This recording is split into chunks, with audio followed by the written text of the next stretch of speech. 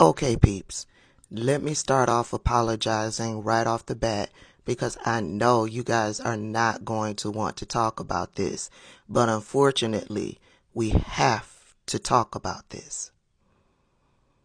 CPAC 2024. Yeah, let's talk about it. Okay, so the good news is that I don't have a lot of highlights that I want to talk about. The only thing I want to point out is that news media is focusing on the things that Donald Trump said. Okay, first, news media is not focusing on anyone other than Donald Trump and what it is that Donald Trump has to say. We know that Donald Trump is a dangerous man, but Donald Trump has surrounded himself by other dangerous men and women who spoke at CPAC 2024, who news media is not focused on. Steve Bannon, Lara Trump, Carrie Lake, Elise Stefanik, Matt Schlapp, Stephen Miller, Vivek Ramaswamy, Byron Donalds, and the list goes on and on. For the most part, they all parroted each other. There were a few that stood out to me that I'm going to share with you. First up, Vivek Ramaswamy. Last night I gave a speech about the Founding Fathers, and this morning, I'm with my son, and we were supposed to go to a dinosaur museum this morning. We had the tickets purchased and everything. I talked about the Founding Fathers last night, though, and we scrapped that plan. We're in Washington, D.C. I took him to see the monuments. We went to the Washington Monument. We went to the Jefferson Memorial. And the thing we teach him about Thomas Jefferson isn't that, this man was a slaveholder or whatever it is the left wants us to say as the actual slaves to this new psychology, but to say that this was the man who said that all men are created equal, endowed by their creator with certain inalienable rights, among these life, liberty, and the pursuit of happiness. That's what we need to teach that next generation. You see, our America First movement, we love the man who revived it in 2016, but it didn't start in 2016. It started in 1776. And if our founding fathers were alive today, what would they say to us? That you have another 250 years and then some still left. But you're going to have to step up and seize it for yourself. You don't get it automatically. You don't get to just inherit the blessings of liberty. You have to fight for it. Every generation has learned that time and again. This is our 1776 moment right now. This is our moment. Step up and seize it. This is their 1776, and they need to step up and seize it. What would our founding fathers say to us if they were alive today? Well, they would definitely say to Vivek Ramaswamy, get your ass back out in the fields, boy. Yeah, 1776 is their moment because they were the superiors in society. They made themselves the superiors in society. And people like me were their slaves, were their servants, were their sharecroppers. And we couldn't take a step without their permission. And if we so much as breathe wrong, we were whipped, we were lynched, we were raped, we were tortured. That was 1776. All right, welcome. I just wanted to say, welcome to the end of democracy.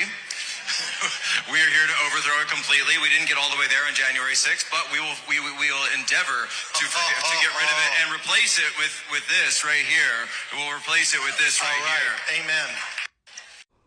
Welcome to the end of democracy. And they throw a little chuckle in there because they want to throw the people off. They want it to sound like a joke, like they're mocking the left and the left's concerns. But then they go on to tell you what they will be replacing democracy with. It's not a joke. There's nothing funny about it. Pay attention, because they're telling you what they're going to do.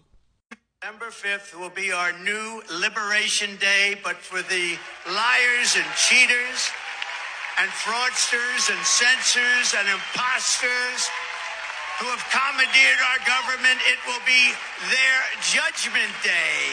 Their judgment day. November 5th will be our judgment day. And when he says their judgment day, our judgment day, he's talking about the people on the left. The people on the left. Democrats, leftists, progressives.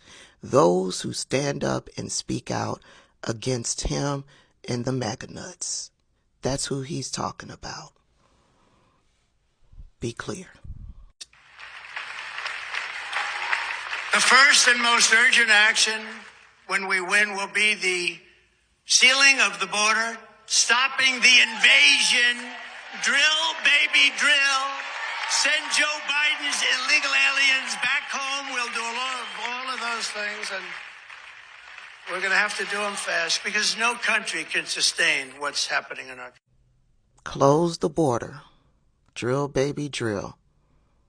Send out or send home the illegal aliens.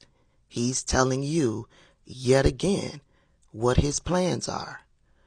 And his immigration policy expert, his analyst, the one who will be in control of it all, he went a step further to tell us all how they plan to do this.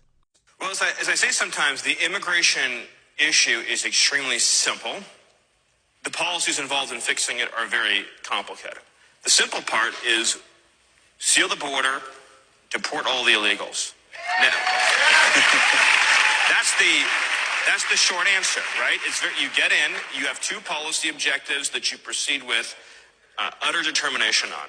Seal the border, no illegals in, everyone here goes out. That's very straightforward. In terms of the policy sets to accomplish this, as President Trump showed in his first term, it's a series of interlocking domestic and foreign policies to accomplish this goal. In no particular order, to rattle off a few fast. You have your Safe Third agreements, you have Remain in Mexico, finish the wall, you have robust prosecutions of illegal aliens, you do interior repatriation flights to Mexico, not back to the north of Mexico. It's very important. You re-implement Title 42. You have several muscular 212Fs. That's the travel ban authority. We did a few of those in the Trump administration. You would bring those back and add new ones on top of that. You would establish large-scale staging grounds for removal flights. So you grab illegal immigrants and then you move them to the staging grounds, and that's where the planes are waiting for federal law enforcement to then move those illegals home. You deputize the National Guard to carry out immigration enforcement. And then you also deploy the military to the southern border, not just with a mission to observe, but with an impedance and denial mission. In other words, you reassert the fundamental constitutional principle that you don't have a right to enter into our sovereign territory, to even request the asylum claim. The military has the right to establish a fortress position on the border and to say no one can cross here at all. Yes. If you get down in my comment section and say anything about the Constitution, about that being against the law, you're preaching to the choir.